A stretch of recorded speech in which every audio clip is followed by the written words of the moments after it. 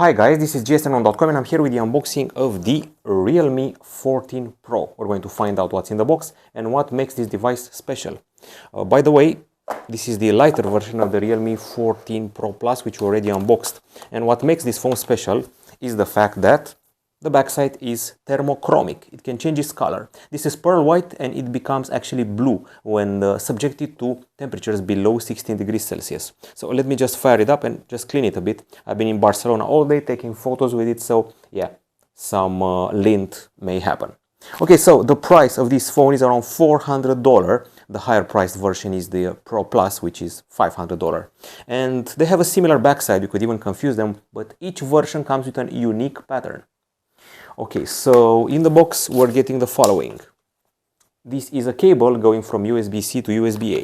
The European Union forces phone makers not to include chargers apparently, but somehow I feel it's weird.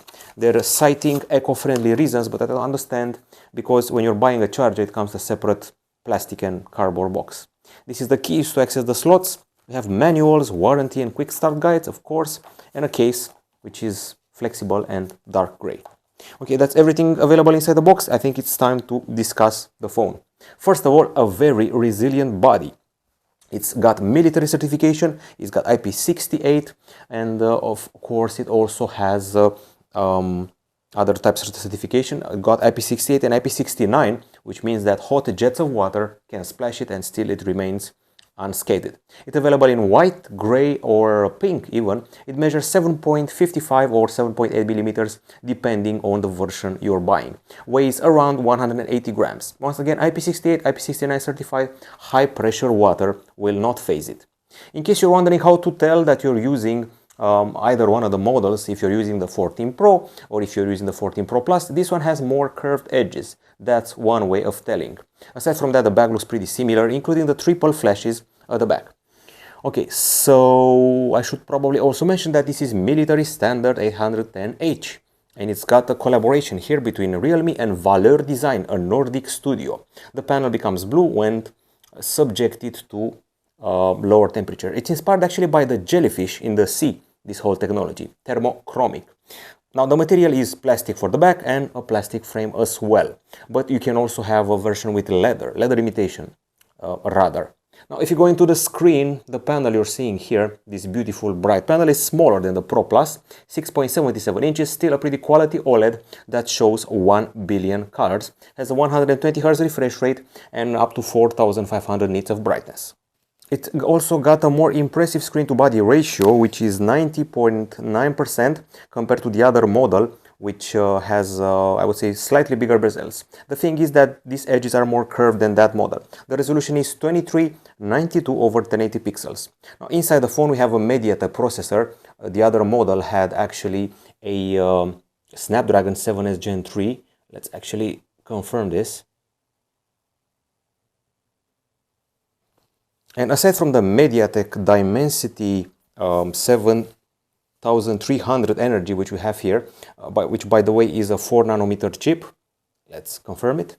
MediaTek Dimensity 7300 energy, 4 nanometer octa-core with a Mali G615 GPU, G615 MC2 if you're being correct. There are 3 versions of RAM here. One version has 8 gigs, one has 12 gigs. And yeah, let's see which one we have here. So we have the version with 12 gigs of RAM, LPDDR4X.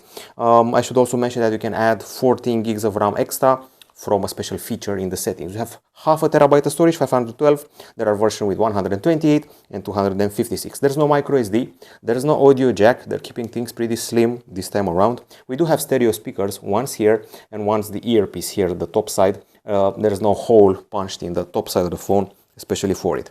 Now the battery is actually pretty impressive. They haven't given up on it. I mean, they actually upgraded it. It's 6000 mAh. It's a silicon carbon battery which charges at 45 watts. Should be at 50% in 36 minutes. And by the way, the Pro Plus has also 6000, but that one charges faster at 80 watts. For security, we have an under-display fingerprint scanner, and for connectivity, we have 5G. There's also Wi-Fi 6 available here, and Bluetooth 5.4, GPS, GLONASS, Galileo, BDS, NFC, 360 degrees, and also you're getting USB-C 2.0 port at the bottom side. Now camera wise, this punch hole includes a 16 megapixel shooter with f2.4 aperture and full HD only capture. 4K, well, you have to get the other model if you want 4K. The interesting thing about this phone is the triple LED flash setup which we have here. You can see it's inspired by the helmet of a diver. We have a 50 megapixel main camera here with f1.8 aperture and optical image stabilization. There's also multi-directional phase detection autofocus and a quality Sony IMX882 sensor, which by the way is featured on the Poco X7 Pro.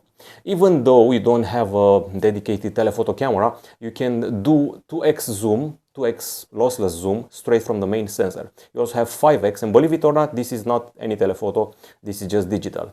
Sadly, this is a dual camera setup. The other camera is a 2 megapixel shooter for bokeh. There's also an AI hyper raw algorithm with advanced shadow and light reconstruction, and the magic glow flash works like this. So you can either go here and apply an effect like this, turning on the flashes. It's a preset set of flashes, and you can opt for this one. This is the retro. It will change the look of your selfies. That's the idea. Well, not selfies if we're taking them with the main camera. Okay, now aside from that, as I said before, 50 megapixel main, 2 megapixel bokeh, f2.4 aperture, LED flashes galore, and 4K 30 frames per second capture. If you're going into the camera interface, you can see the features here. You can take high resolution photos. Let's go back. That's the problem with the curved edges of the screen. You press them by mistake. High resolution, time-lapse, even underwater shots, tilt shift, panorama, slow motion, dual view. There's a study mode, pro, movie, long exposure, and document scanner. For portrait, we have this option which looks like ring light because, well, it actually serves as a ring light on account of the flash.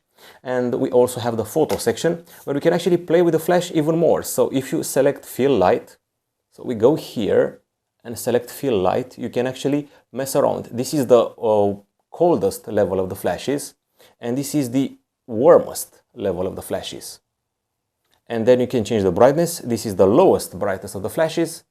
And finally, robot mode, brightest flashes available. And that's the fill light. I can turn it off and go forward. So for 4K 30 frames per second, that's the maximum you're getting here. You also have a special ultra steady option only in full HD 60 frames per second. There's street photography, and you can even go as high as 130mm focal length, which is impressive for this phone. There's a special zoom feature. You can actually tap to zoom, and you can also set up here the capture distance, and we have quite a few options to play with in this manual area. Okay, and of course a bunch of filters which are pretty cool looking. I mean, we have a lot of them: original, street, 90s, pop, sunny, and so forth. That's pretty much it camera wise. Of course, a night mode is available as well, and I think it's time to address now the software. This is Realme UI 6.0 applied on top of Android 15. There are some interesting features here which I feel I have to highlight. So let me get things going. First of all, there's AI. So if you go into a photo like this one here, you can have this person removed if you want to. There's a feature called AI Eraser. You have to be connected to the net, smart lasso, paint over, and remove people. I can remove people automatically as they will be recognized. Those are the silhouettes, and they will be removed. The system is smart. It identifies that the center person needs not to be removed, but the other ones do. So that's a pretty cool feature. But if you really want to, you can even remove the center person. And it's gone. Okay, now aside from that, there's another feature. It's called AI Ultra Clarity. The blurrier photos are made more clear thanks to this feature. And aside from that, if you're on YouTube, for example, you're going to notice that there are extra options in the sidebar. So this is it. Deluxe experience. There's also, let me just remove this video so we get a copyright strike. Deluxe experience, theater sound, image sharpener, HDR, video care, air scroll, using your hand to go scrolling like this.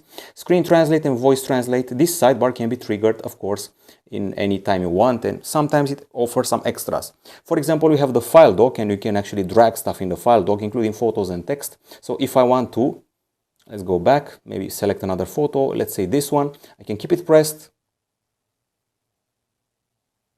Try to keep it pressed. Maybe. Let's see if we have another one. Keep this press, go to the side, and use this semicircle area to send it around to the file dock, to photos, to Facebook. You can add other applications in here. It's similar to what we had on the Magic Portal from Honor. Okay, now aside from that, you can do similar things with text. So if you're on the website BBC,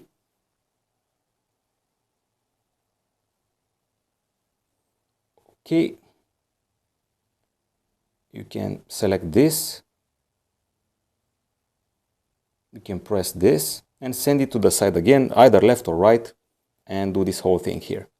Of course, that's the feature that we're getting at, is for productivity. From what I know, in Europe we don't have a clear timeline for the updates, Android updates, but in India you're getting 2 years of Android updates. This is a feature for gamers, dedicated RAM for games, and if you dig into the settings you'll find extras, auto switch to receiver, dedicated RAM for games, clear voice, floating window, holo audio, wallpapers and style. Not sure if I forgot anything here. These are the battery settings. There's a special GT mode, by the way. GT mode also has to do with performance, improved performance, significantly improves it. And the gamers also get their own feature, should be here somewhere. This is it. It's a side toolkit which activates extra performance, do not disturb, and lets you do recording while gaming.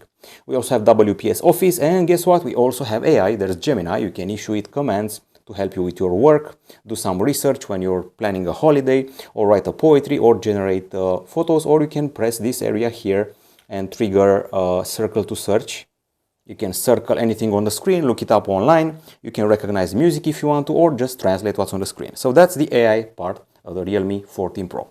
So $400, I would say, pretty well spent for a good looking backside, underwater photography, 3 flashes for a ring light, and I would say pretty impressive main camera performance with lossless zoom. That's it from us. Goodbye.